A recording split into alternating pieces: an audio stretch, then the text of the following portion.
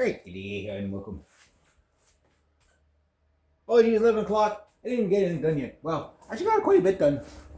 Just not for me. It's like shoveled for my aunt, shoveled for my uncle, did a little bit of shoveling for my pa. Stopped in at the trailer to drop off some metal mesh. And then tomorrow I'll see if I can string it all together. But I was sure I had some metal flashing to throw around that tree. Now, mind you, it's hard to find stuff now because we got like about a foot of snow yesterday. December 1st or November 30th, we get the most snow I've seen in years. That's the most snow I've seen for November. It fell and it stayed. So that tells me the type of winter we're about to head into. It's about -10 with the sunshine. It's probably closer to about -4 or 5 right now. Nice and mild, but that's going to change. And it's going to get back. But I got to show you what I brought. I brought the best fencing tool in the world. This thing, I think I paid like $50 for these. I've had them for, over 10 years. I use them for so much. I finally, the chaos of moving was like, where's all my tools? Like, okay, I got totes of tools like lying all over the place. I went through them quite a bit last night, starting to make a box of stuff I'm going to get rid of. I'm going to have quite a few boxes. I'm going to be getting rid of a lot of books, stuff like that. I brought down the rest of the magazines up there. I have one box of my own personal books to bring down, plus my yearbooks. Got to bring those down. And then I think that's it for all the books. And then I could start to, if I can get rid of like 2/3 of that pile, I'd be happy. The books, because it's like stuff I've already read and stuff I'm just never going to get around to. And, it's like, okay, well, I took them with the idea of that, hey, free books, here you go. Maybe I'll do it again. And I'll ask tomorrow at the store. I said, if I put a box of magazines, say free magazines, on the step, would you be okay with that, or would that be, just like I'll put one box, and if it goes, I'll put the other box. And I remember the last time someone put it there, it stayed there for about 2 weeks before I took it. So she might not go for that. I'll see. There's no harm in asking, right? No harm in asking. But today I was going to just work on that fence thing, but because it snowed so much last night, it's like, okay, well, like tomorrow I'll get an early start on that. So like I'll start it at 9, not too early. Like this time of year, it's like I don't do like the 7 o'clock in the morning, 8 o'clock in the morning stuff. The reason being is like it's -15, -20. I don't want to be working out, bare hands trying to tie freaking metal wire in that kind of weather. No, I'll wait till it warms up. Like there's just like what's the point of doing that? You know what I mean? I won't be chainsawing today. There's no point. Maybe I don't get any chainsawing done this winter. I don't know. We'll see. I'd like to get some done, but it's like anything. I'll have to. Because like I wasn't expecting a foot of snow last night. It really wasn't. Like it was like 3 inches of snow on the ground. Yeah, you can go out and still get a lot of stuff done. But you start cutting in the winter, what happens is like, oh, you cut and you come back in the spring and your stumps are this high. It's like, holy shit. I remember one year there was a stump. My uncle, God rest him, cut it down. And it was a tree that was about to fall, so he cut it down. And then in the spring when we went back, because I was there when he was cutting it, and I stopped shooting the shit with him or whatever, because I'd always meet him back there, whatever. And like I told my brother, I ordered my brother and my nephew to join me on the snowshoes. I said, we're going to walk shoulder to shoulder, and we're going to make like the biggest trail back there so we can just walk back there anytime. Because if you don't start off the season like that, what ends up happening is that every time you go back there, you're falling through the snow, and you can't you can't do it. You guys see me on my trapping runs. You know what it's like. What I usually hate is when somebody takes a four-wheeler back there, and then you got two like little mini tracks, and then you got to try to hover on that. Where if you just like the snowmobile, that's the best. Like just run that track so it's so packed. That like you're never falling through more than like an inch or two. a lot easier to walk because that is hard walking through the bush in the wintertime. If you do it, you know, like it's hard work, you know. And as soon as you get the snow, it's like, you know, like even with snowshoes, like, you know, like you sink 2 feet into the snow every step. That takes you an hour just to make it like a couple of 100 feet. It's ridiculous. I can't believe I used to do that on the trap line. Like I can't do it anymore, but that's why I can't do it anymore. Like it wore me out, right?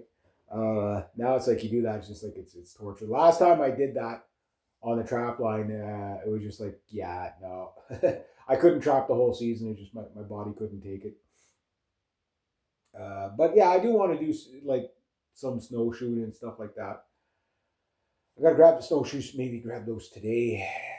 Today, I'll use these other snowshoes, and then because I bought snowshoes for everybody, my sister, my brother, my dad. Or did I buy my dad something else? Yeah, there were snowshoes that were like normally 100 some odd bucks, and they were all on sale for like $50. So I bought every. They're still in the. They never used them. I'm like, I want them. I bought those for you. You freaking use them. But if you have nobody to go with, a lot of times, like, you don't mean you won't do it, right?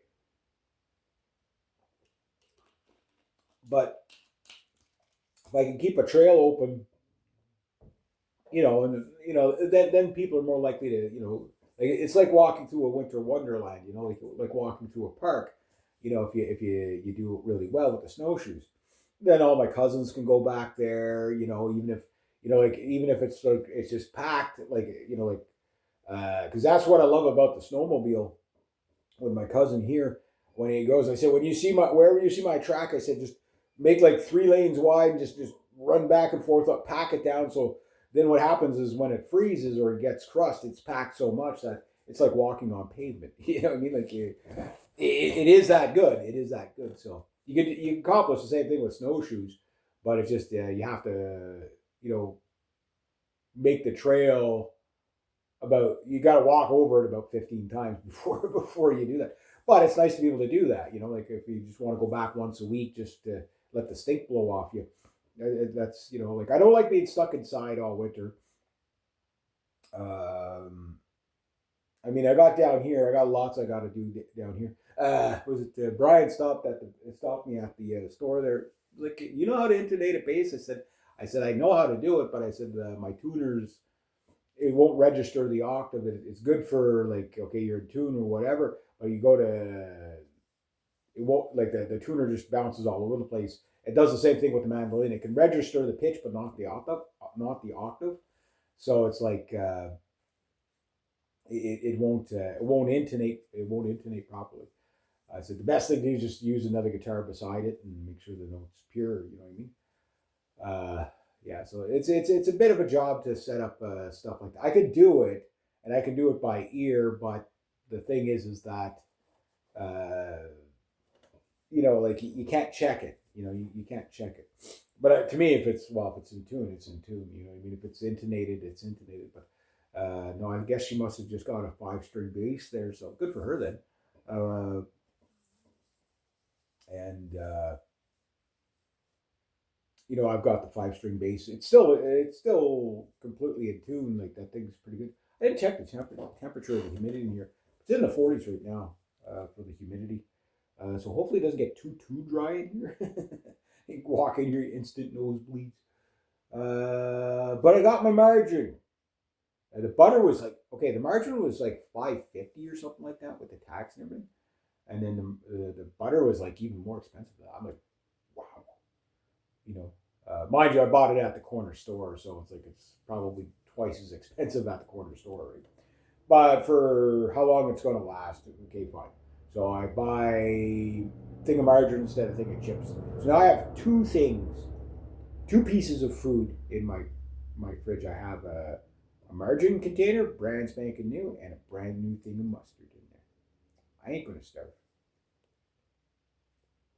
Mm, mm.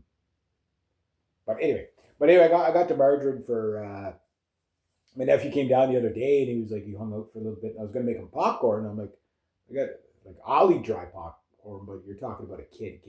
It's dry popcorn. It's not perfect. You know what I mean? You know how kids are, right? It's like, yeah, they'll eat it. You like it? Yeah. Then later on, no.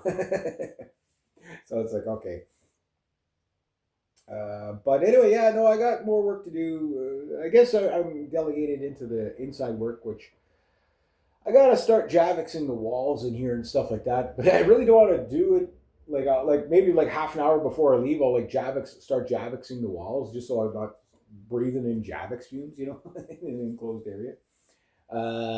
Not that, yeah, burn out a few brain cells, but you don't need them anyway. So it's not like you're very smart anyway. So. But I got to start deciding the stuff I'm going to sell, stuff I'm going to give away. I'm thinking more giveaway than sell.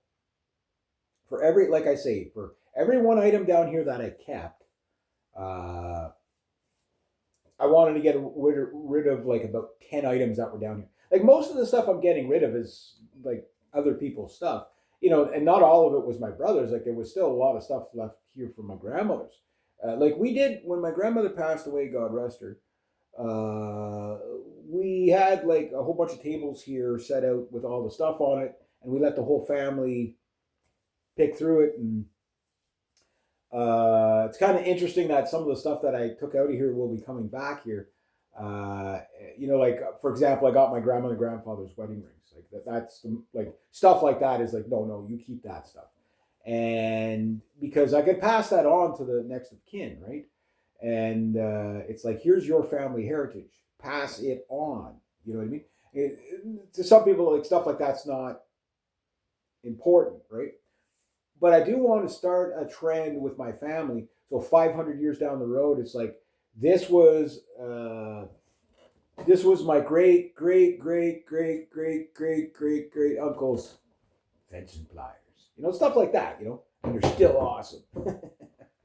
I mean, how cool would that? Like, me using my grandfather's and great grandfather's like sickles and pickaxes and stuff. Like maybe they're looking at it, the bastard's gonna break my tools, maybe, or maybe they're looking like, glad he's keeping the tradition alive. You know what I mean? Like, could go either way.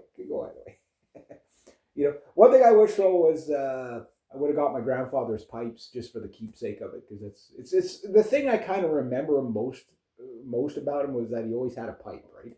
Um, it's like that pipe I got there. That's Oda's pipe, and it's kind of neat. I look at it and I think about it. Like I didn't know the man that well and whatever, but I do work for his widow and stuff like that. She's the nicest lady ever, and it's kind of like it becomes like a keepsake, right? So it's neat to have stuff like that. But with my grandfather, no, I don't know what happened to him. I guess my grandmother must have chucked them out after he passed away. One thing I noticed about a lot of widows is like when they, like it's about a year, 2 years after they start to clean up and get rid of stuff, get rid of coats and the clothes and stuff like. But at first they can't do it, right? Like I mean, they're kind of crippled with grief, right? And then after, as they kind of come out of the into the kind of the new normal of how life goes for them, they start getting rid of this and getting rid of that. And I notice this with all the widows that I work for and stuff like that. Like that's going to be like if you're a guy like me that works, like you either work for people like an elderly couple. If you work for them long enough, you're probably going to be working for the widow. This is now like what am I, 3 for 3? You know what I mean? Whatever, it just is what it is, right? So because women typically do live longer by about an average of 4 or 5 years, right? But it's also like I say, getting back to like if you could start to think ahead for your future. The problem is we live in a society that doesn't normally consider anything outside their own little sphere. We're very self-absorbed, right? Guilty. Everybody's guilty, right?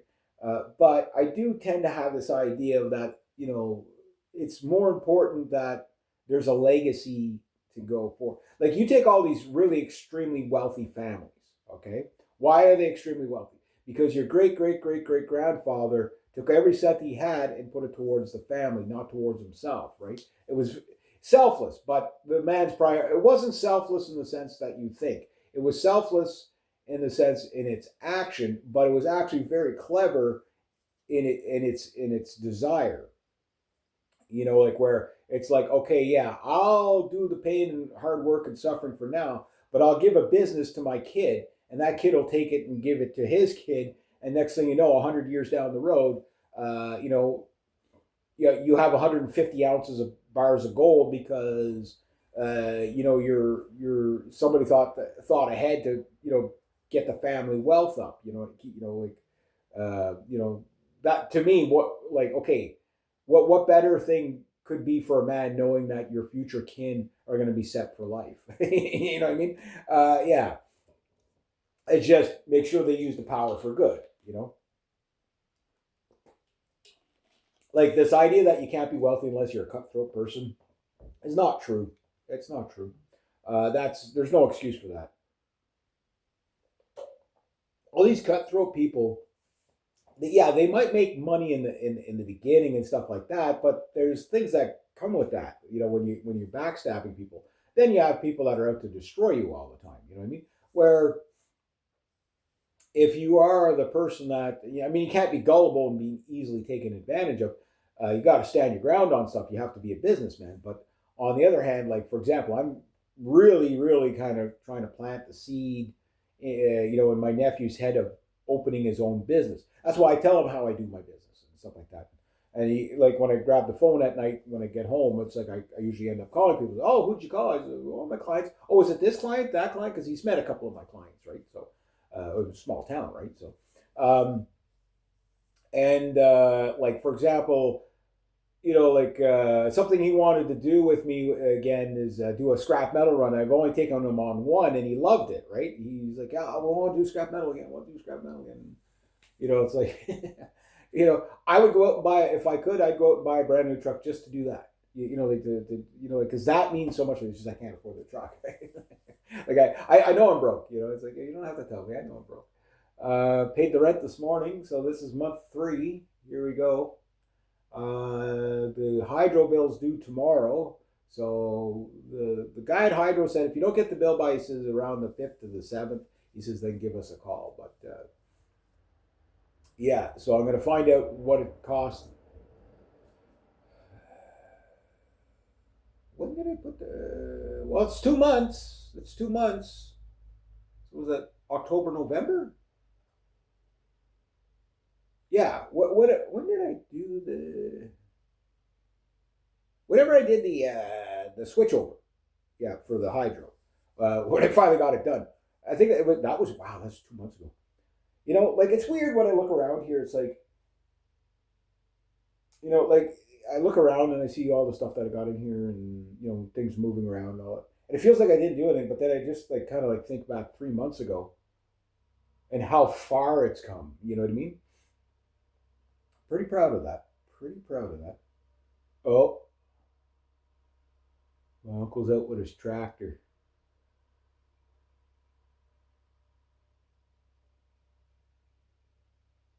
Yeah, he's out plowing. There you go. Uh, my yeah, the little Mazda, the plow we bought was way too big for it. There was no way to. As soon as I saw it, I was like, "That's awfully big." He's like, "Oh, I'll try it," and it's like, "Nope, there's no way to get that thing on there." That thing is meant for like a full size, like a 350 up type of thing. Uh, yeah, so that little Mazda, like you can't, like you just can't physically fit it on the truck. It's too big. Uh, so my dad wants to buy a backhoe. Because like in the wintertime, it keep everything open, right? But maybe next year we'll see. So everything's coming along down here. You know, the fact that I'm getting into my stuff now, it like going through my stuff. Like, I'm not gonna throw out everything, but I'd like to get rid of like so much. Like everything I own pretty much fits in a single room, with the exception of the big things like the boat and the 2 trucks, stuff like that. But it pretty much all fits in one room if you were just to pack it in there, to the ceiling, right? Or 2 small rooms, I could put everything, but it's very, very cluttered when you do. Like, you remember how cluttered the music room was, right? That's why I took the bed at that room's 11 by 11. The basement, yes, I got stuff scattered all over the basement, but I could put all that stuff in one room. It's just I wouldn't be able to move, right? So the way I look at it is, like, for example, I'm still trying to decide what to do with the reloading bench. The only place I could really put it is in the basement or right over there by the heater, and I don't want anything in front of the heaters. If I didn't care about stuff being in front of the heaters, I can get everything in just this room. This one room will hold everything I own. You know what I mean? But again, the clutter, right? Right now, yeah, it's cluttered because I got my tools sorting out. But once I get them out onto the veranda and stacked up, the totes are stacked up. That'll make life a lot easier. You know what I mean?